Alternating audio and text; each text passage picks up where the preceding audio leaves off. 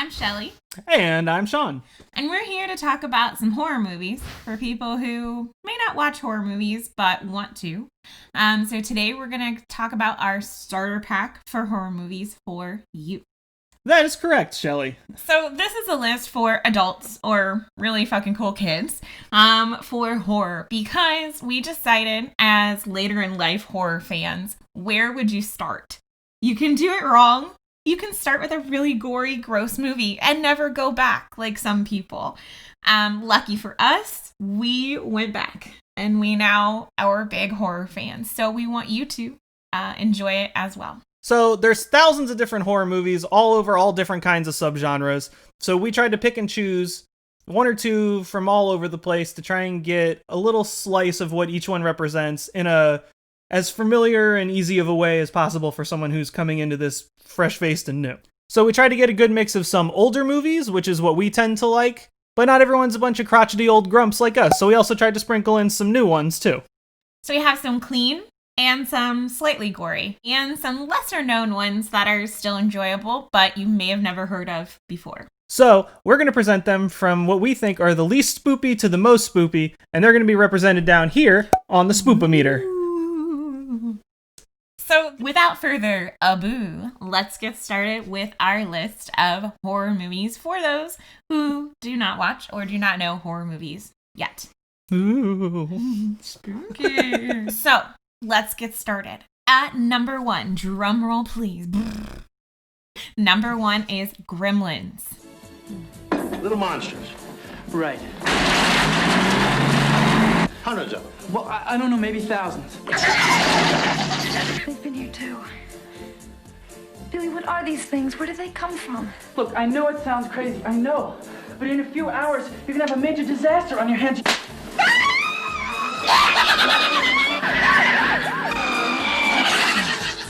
Gremlins, directed by Joe Dante. This is a great holiday film to take your children to, right, Sean? That's right. Much like Kirk Cameron's Saving Christmas, this is a perfect one for the whole family to enjoy.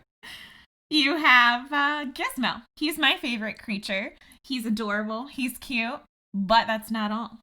What else do we have, Sean? We have little tiny monsters exploding in microwaves. We have Mother chasing him around the kitchen with a butcher knife. We got a bunch of little tiny monsters driving a bulldozer through some old guy's house. Who doesn't love that? Just perfect for a family holiday treat. Plus, young Mike from Breaking Bad, handsome devil. So, overall, our first pick on our list, Gremlins, comes in on the Spoopometer with 2 sad gizmos. Coming in at number 2, we have Shaun of the Dead. 2 seconds. And hold it there. Don't Sorry. call Sean. Oi! Sean. Oh. This 2004 film stars Simon Pegg and Nick Frost as 2 buddies who have to fight zombies. That's exactly what it is. Yeah, that pretty much covers the whole movie. That's about it. It's great. This movie has zombies, has some gross stuff, but nothing that you can't handle and have a good night's sleep after watching this movie. Basically, not scratch my armpit in that. So if you're looking for something in the same vein as Gremlins, but you want to crank up the gore gauge a little bit, Shaun of the Dead's the way to go. So on the Spoopometer, we're giving Shaun of the Dead 4 hog lumps. Number 3, we have Creepshow. Creepshow will grab you, grow on you, and give you the creeps.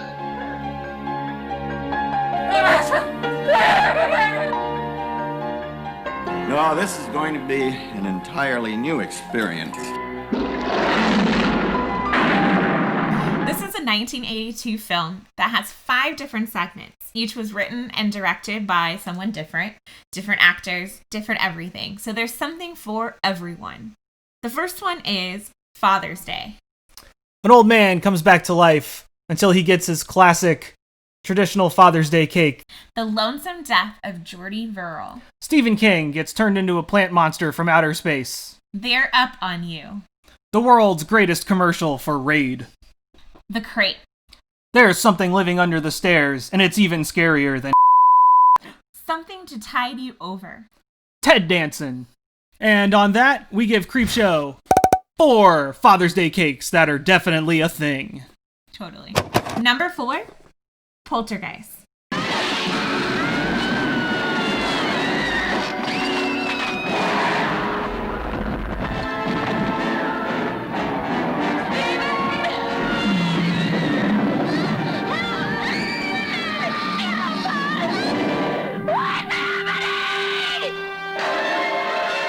This is a 1982 film. It has an adorable family, 3 children, and a dog. But you don't have to worry about any dogs or any adorable children dying in this film. There are no kills. Which makes sense considering it's a Spielberg production. A lot of up in the air whether or not he really directed the movie, or if, weirdly, Tobe Hooper, who's credited as the director, actually did more. It's up in the air. But it was a big part of the summer of Spielberg of 1982, coming out in the same year as E.T. Another horror movie. That's for another episode. We'll get into that.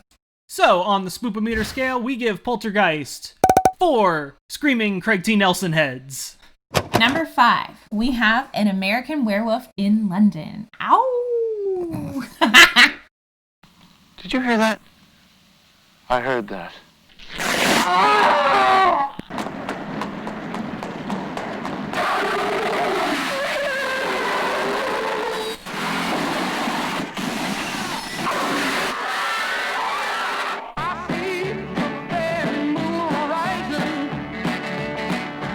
This 1981 John Landis film has probably one of the best transformation scenes, and for its time, blew people's minds. Or this time. Yeah, or this time. Blew people's minds with the special effects that they used to turn a handsome young man into a hairy, disgusting werewolf. Things nightmares are made of. Rick Baker's Nightmares. Yeah. Even though it's not generally considered a comedy, it is genuinely fucking hilarious. There's tons of scenes where the dialogue is just killing and firing on all cylinders, even over some of the most disgusting prosthetic work you'll ever see in your life. Listen to me! Nurse! The supernatural, the power of darkness, it's all true. The undead surround me. Have you ever talked to a corpse? It's boring. And of course, we'd be remiss to not mention maybe the greatest line in cinema history. Yes, ma'am? A naked American man stole my balloons. What? So, for the Spoopometer, we give An American Werewolf in London 5 naked American balloon thieves. Number 6, Child's Play. Is he moving? Now we're cool. No one believes the truth.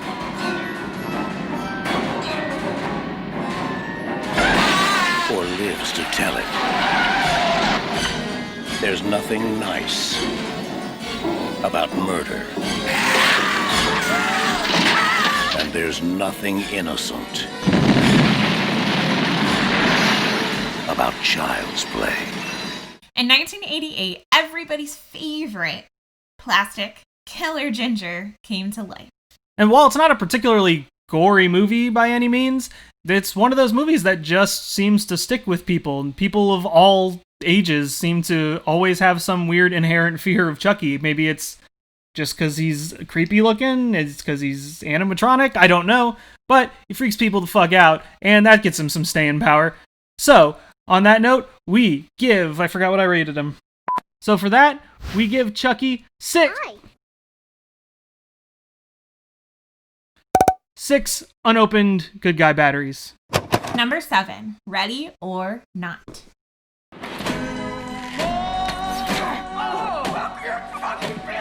You're just another sacrifice.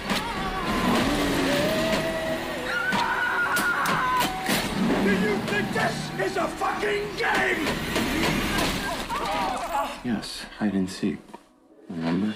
He wanted to get married. No, I'm sorry. I'm sorry. Samara Weaving stars in this 2019 film as Grace, who is a serious badass on her wedding night fighting her crazy in-laws. It's another movie that falls into the category we've been discussing throughout this whole thing, where there's laughs mixed in with all the gore and stuff. And it's nice to just see a horror movie where all the characters feel like real people and don't do any stupid shit that you get angry at them about. All in all, fucking great movie. One of the best horror movies, I think, to come out of the last decade. Definitely. Please watch it if you haven't seen it. So good. So for that, we're giving Ready or Not 7 creepy children phonograph songs. Number 8, Paranormal Activity. You cannot run from this. It will follow you. This woman, same things happen to her. Oh, God. I feel it breathing on me. Looks like something bit you. You stop following me with the camera. I'm in control.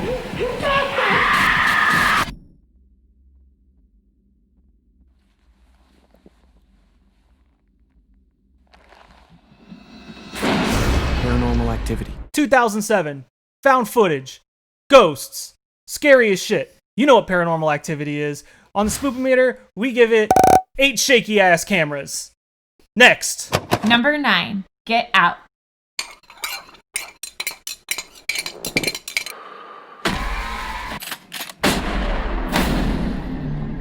If there's too many white people, I get nervous. No. No.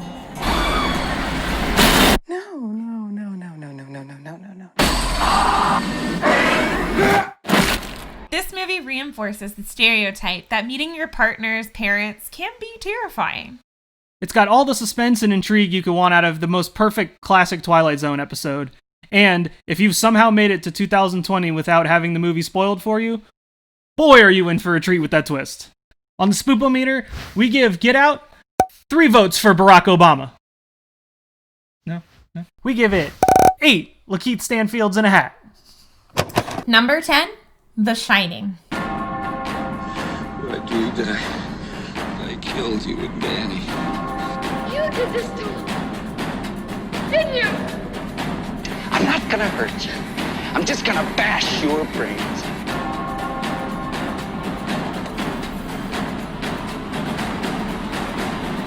Here's Johnny. This 1980s psychological horror movie follows Jack, who is stuck indoors for months at end with only his family, which in 2020 is way too relatable. While not relying on outlandish gore or jump scares or any of the other things normally associated with horror movies, The Shining really does leave a weird lasting effect on you through its just general eeriness and unsettling atmosphere and everything that Stanley Kubrick creates around it. It's The Shining. You don't need us to tell you too much about it. You've probably already seen it, but if not, what the fuck are you doing? Go watch The Shining. On the Spoopometer, we give it 8 blowjob bears. Number 11, The Conjuring. Father, we never seen nothing like this. I'm coming with you. No way. I can't lose you. There's a lady in a dirty nightgown that I see in my dreams. She's standing in front of my mom's bed.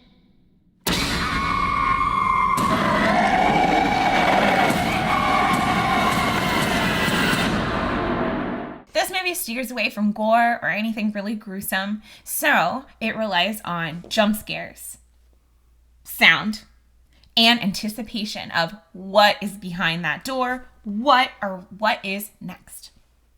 Wait, we need this. Why do we need pictures of Cindy? She didn't trigger it. What do you mean she didn't trigger it? Somebody's with her.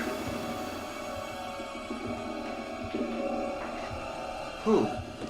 Hello, Peter. What's happening? And on the Spoopometer, that lands The Conjuring at 9 claps. Number 12, Scream. Don't answer the phone. Don't open the door.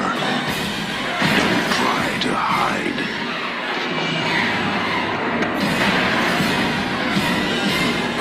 Everybody's a suspect!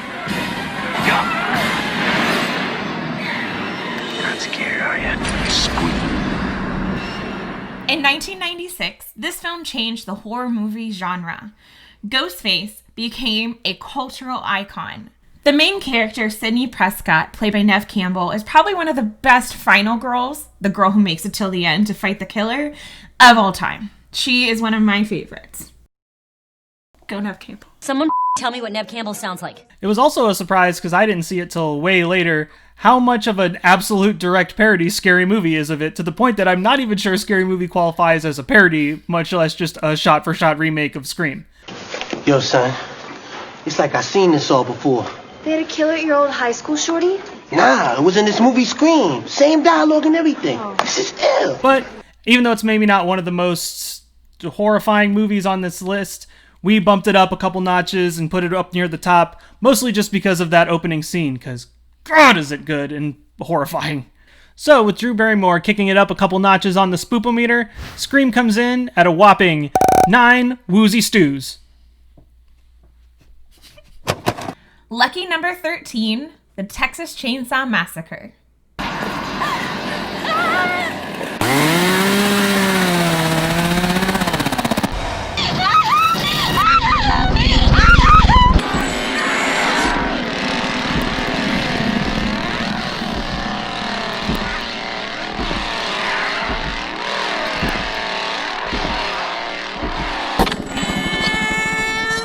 In this 1974 slasher, we follow a group of typical teen hotties, and also Franklin, on a road trip in Texas where they encounter someone with a chainsaw. We mostly decided to keep all the Fridays and Halloweens and Elm Streets and everything like that off the list, because I feel like those kind of go without saying. But we wanted to put Texas Chainsaw Massacre on here because we felt it kind of gets a bad rap in the grand scheme of things, with being some gruesome, violent bloodfest. But most of everything that happens in the movie happens off screen. You really don't see too much. There's a lot of implied horrible shit happening, but you really don't see anything too crazy. But it uses that to pretty great effect, similar to the way Jaws did, where you know a lot of stuff's happening and it really gets to you, but nothing's ever really spoon-fed to you, and you're just kind of left imagining most of it, which can also make it a lot worse in certain ways. So, while it's definitely earned its top spot on this list, rightfully so, we still feel it falls into the category of stuff you might want to watch if you're getting into horror for the first time. Unless you have a fear of 70s braless nipples, then we can't help you there. So, to cap off this list and max out the spoopometer to its absolute limit, we're giving Texas Chainsaw Massacre our most terrifying score we can possibly give something: 10 sausages. So, this wraps up our 13 horror movies for your horror movie starter pack for those who want to start watching horror movies or have been too scared to watch them before. And thank you guys for joining us on the very first episode of our new YouTube show. You can like and subscribe down below. Please do. It helps us a lot. You can also follow us on all the following social media platforms here. We got Twitter. We got Instagram. We got Facebook, if anyone still uses that. We got them all. So follow us on there to keep up with what's going on. I also stream on Twitch on almost every Sunday and Thursday, and you can follow that right here. Yay. And that'll do it for this episode of Split Screens. We don't have a sign-off yet. Later. Bye.